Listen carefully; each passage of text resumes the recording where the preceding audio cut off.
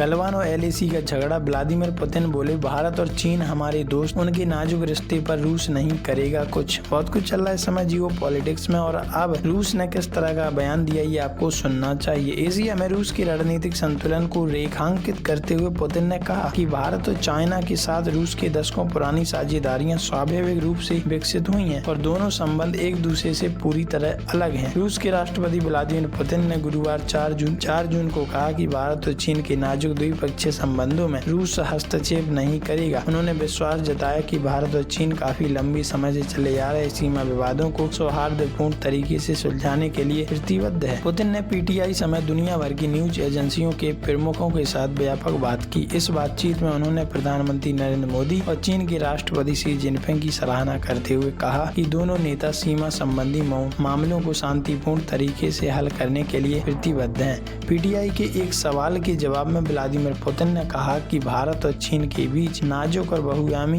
संबंध है और इसमें हस्तक्षेप करना अच्छा विचार नहीं है। बेशक हमारी दोनों दोस्तों भारत और चीन के साथ बात होती है। उन्होंने कहा कि राष्ट्रपति शी और प्रधानमंत्री मोदी दोनों सीमा मुद्दे समेत आपसी हितों से जुड़े सभी मुद्दों को सुलझाने की कोशिश कर रहे हैं। राष्ट्रपति पुतिन ने एशिया में रूस के रणनीतिक संतुलन को रेखांकित करते हुए कहा कि भारत और चीन के साथ रूस की दशकों पुरानी साझेदारियां स्वाभाविक रूप से विकसित हुई हैं और दोनों के संबंध एक दूसरे से पूरी तरह अलग हैं। उन्होंने इन संबंधों को स्वाभाविक रूप से विकसित बताया और कहा कि भारत के साथ रूस की बढ़ती निकटता चीन की कीमत पर नहीं, ठीक उसी तरह जैसे चीन के साथ रूस का गहरा गठजोड़ भारत के साथ उसके संबंधों को प्रभावित नहीं करता। व्लादिमीर पुतिन ने कहा कि भारत रूस चीन त्रिपक्षीय ढांचे को ऐतिहासिक पृष्ठभूमि का भी उल्लेख किया। उन्होंने कहा कि मैंने एक समय सुझाव दिया था कि भारत और चीन के नेता रूस में मिले और इसी तरह रूस भारत चीन ढांचे की स्थापना हुई। हमारे पास बात करने और सहमति बनाने के लिए कई मुद्दे थे।